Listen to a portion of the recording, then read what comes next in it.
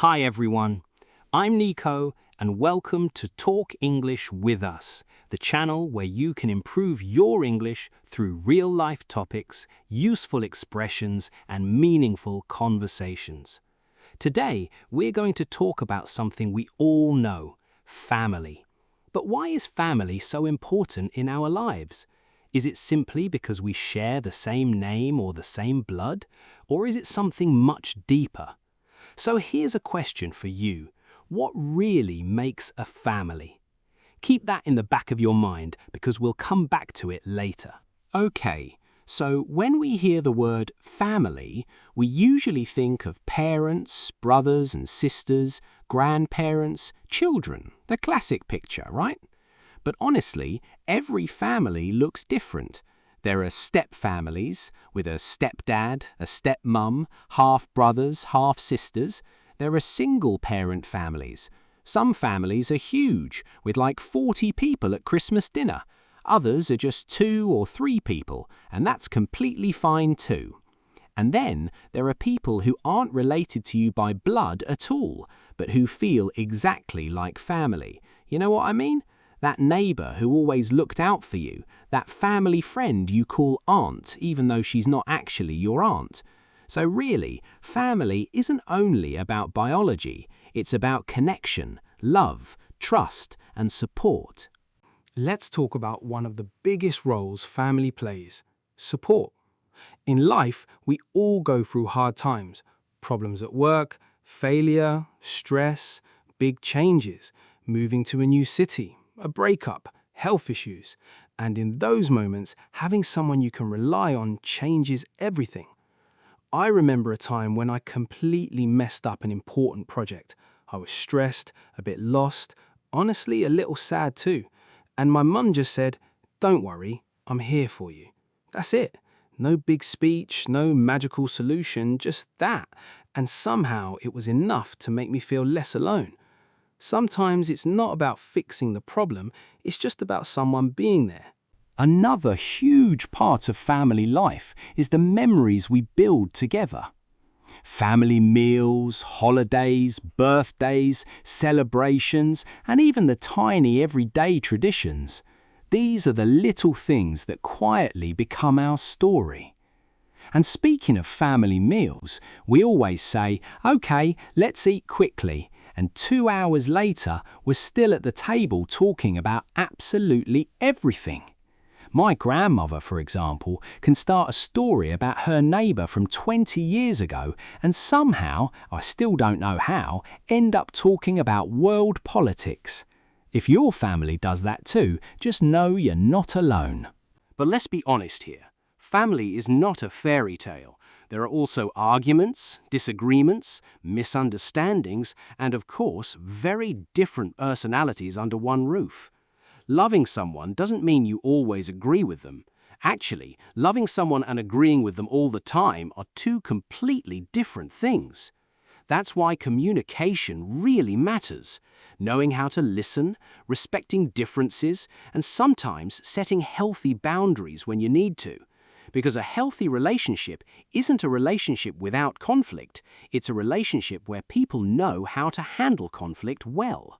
As we become adults, our relationship with our family naturally changes. We leave home, we get a job, we start building our own life, and honestly, we often have a lot less free time than before. And here's the interesting part. As we grow up, we sometimes start understanding things we didn't understand at all when we were younger. For example, when I was a teenager, I thought my parents were way too strict. Now, as an adult, I get it. They were just trying to protect me. Funny how life works, right? You judge your parents at 15, and by 30, you catch yourself sounding exactly like them. Now, it's also worth mentioning something called chosen family. Some people find a real sense of family through close friends, a partner, supportive colleagues, or even their community. And that's completely valid.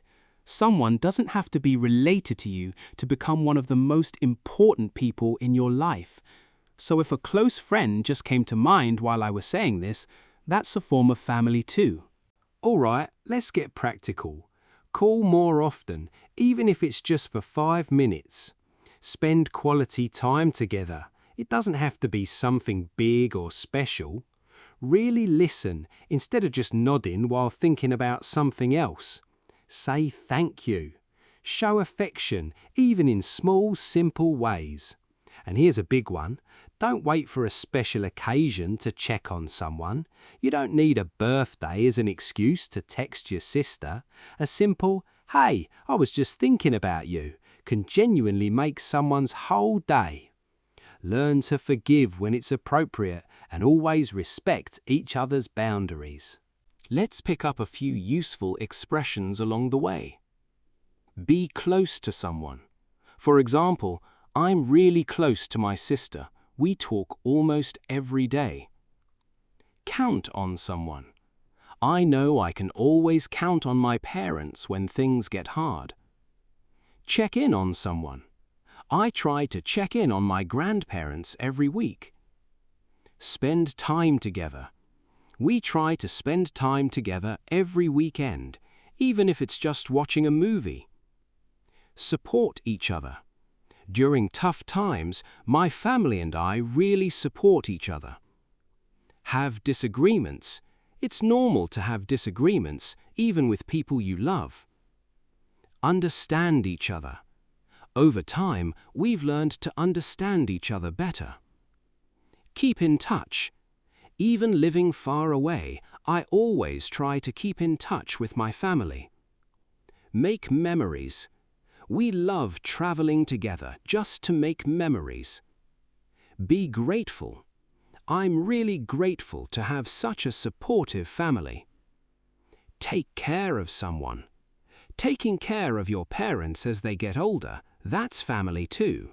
All right, a slightly more personal moment now. Sometimes we're so busy with work, problems, and our phones that we forget about the people right next to us. We reply to messages from people we barely know, and somehow we forget to call our own mum for 3 whole weeks. It happens to everyone, me included. So here's a real question for you.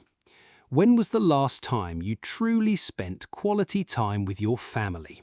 Not just being in the same room while everyone stares at their phone.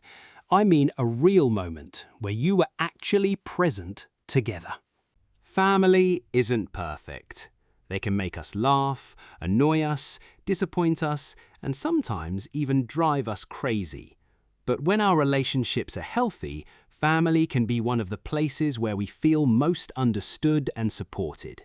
So, if there's someone in your family who means a lot to you, maybe today is a good day to send them a message or simply say, "I'm happy to have you in my life." And I want to hear from you. What do you think is most important in a family? Love, support, trust, or spending time together? Let me know in the comments. Thank you so much for watching this episode. If you enjoyed it, don't forget to like the video, subscribe to Talk English with Us, and share it with another English learner. See you next time, and take care of yourself and your family.